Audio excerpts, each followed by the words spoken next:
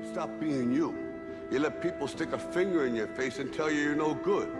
And when things got hard, you started looking for something to blame, like a big shadow.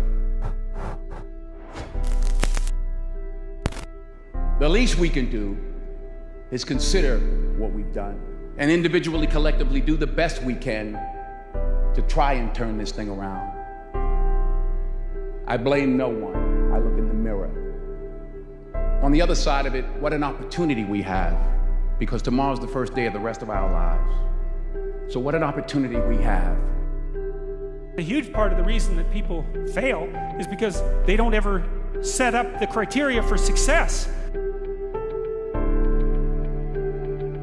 The world ain't all sunshine and rainbows. It's a very mean and nasty place, and I don't care how tough you are, it will beat you to your knees and keep you there permanently if you let it. You, me, or nobody is gonna hit as hard as life. But it ain't about how hard you hit. It's about how hard you can get hit and keep moving forward. How much you can take and keep moving forward.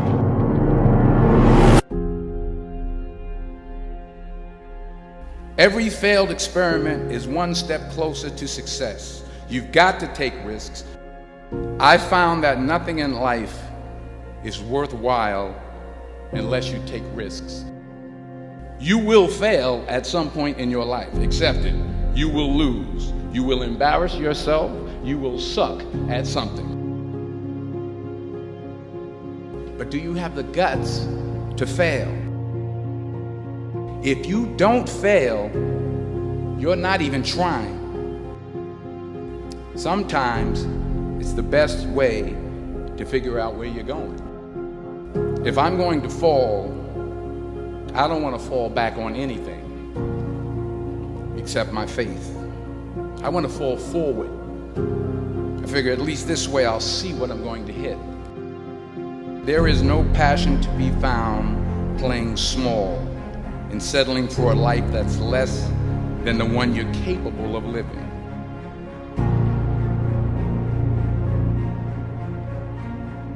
There's a certain delusional quality that all successful people have to have.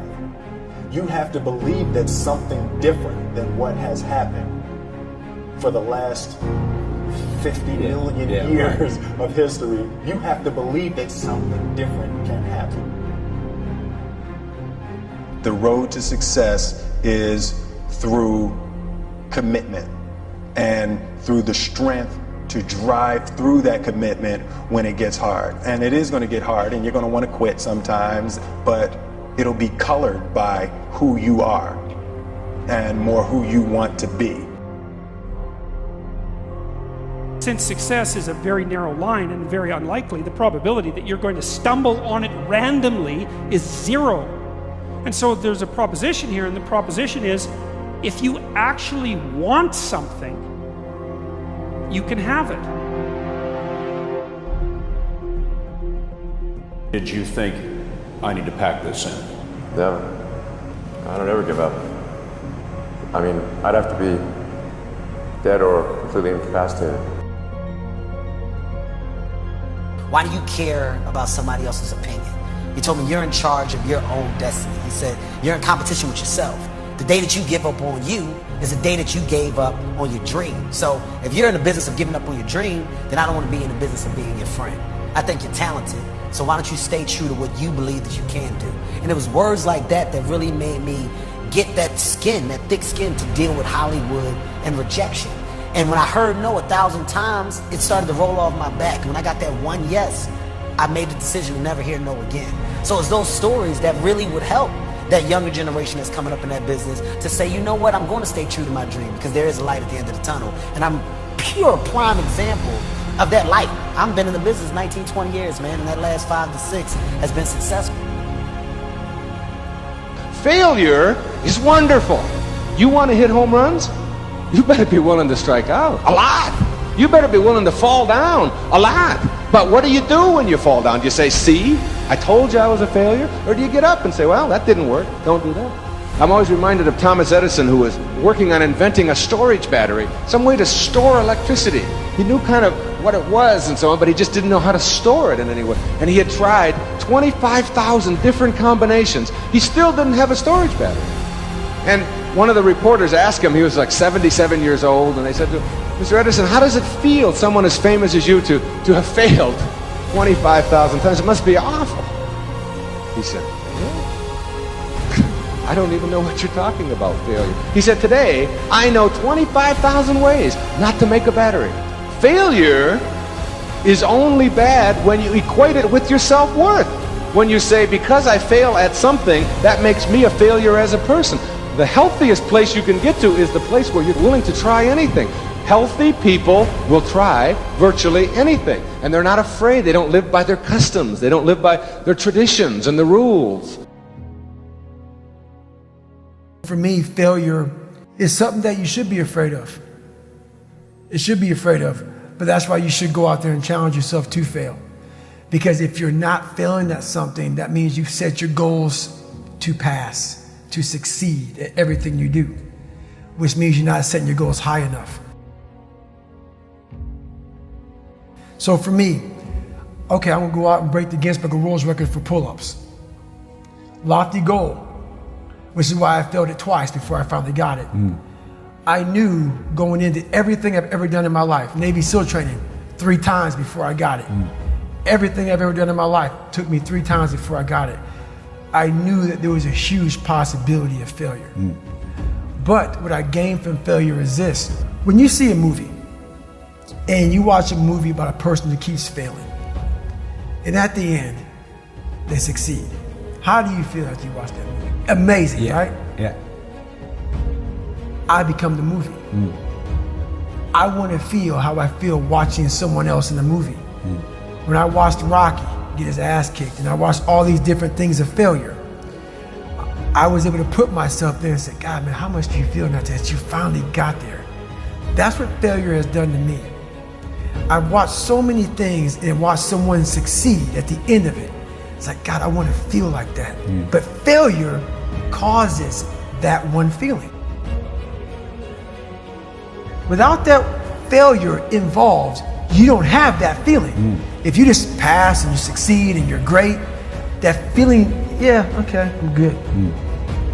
What takes you years, months, years to accomplish, because you just can't get over the hump, but you continue going back to the drawing board. You're looking for those few seconds after you finally figure out the equation, whatever the equation may be, to get you to finally pass, to succeed. I live for that feeling, but I can't get that feeling without going through, I failed this equation, I failed this one, I failed this one, I failed this one. Oh, I'm figuring it out. So you start to feel it before you even pass, before you even get to the success part. And then once you succeed, the feeling is unbelievable. And you take that feeling of success through failure and you put it in your cookie jar. And you say, I'll come back and get you again. I'm gonna need you again down the road in my life to call on you.